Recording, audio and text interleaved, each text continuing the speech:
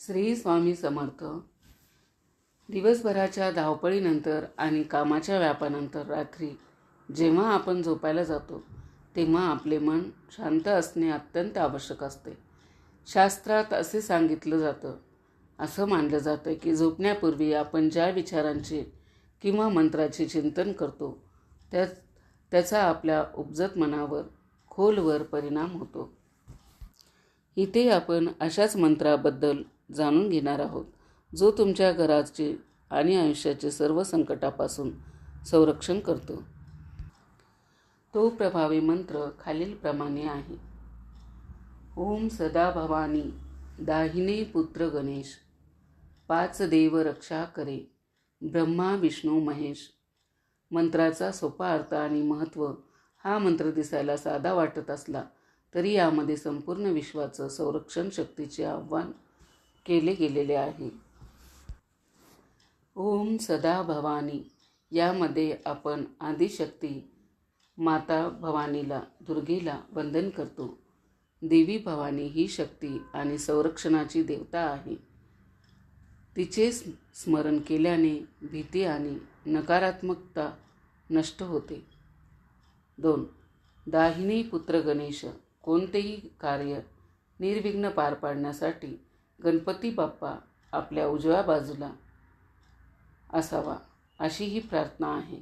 गणेश बुद्धी आणि अडथळे दूर करणारा देव आहे. 3.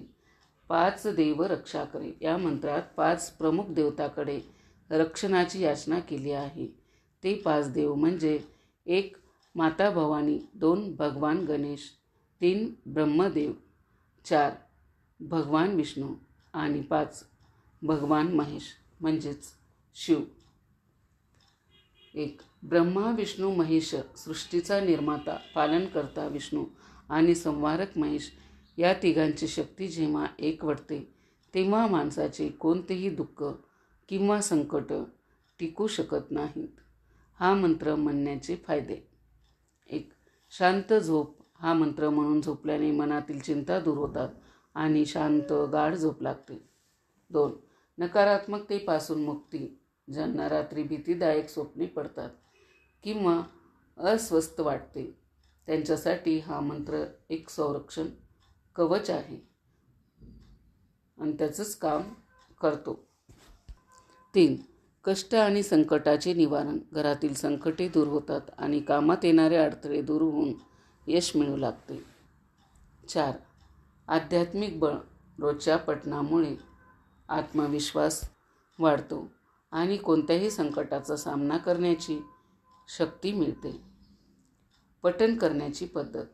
रात्री झोपण्यापूर्वी हातपाय स्वच्छ धुवून अंथरुणावर बसून शांत मनाने किमान 3, 11 किंवा 21 वेळा या मंत्राचा उच्चार करावा.